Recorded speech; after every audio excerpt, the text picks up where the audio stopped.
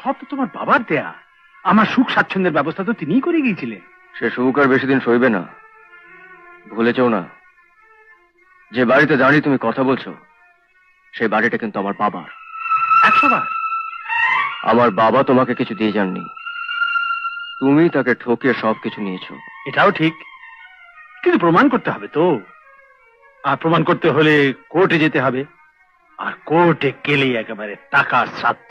হ্যাঁ জানি, কোর্ট, থানা, পুলিশ সব তোমাদের কবজায়। ও, বুঝতে পেরেছো সেটা? হ্যাঁ,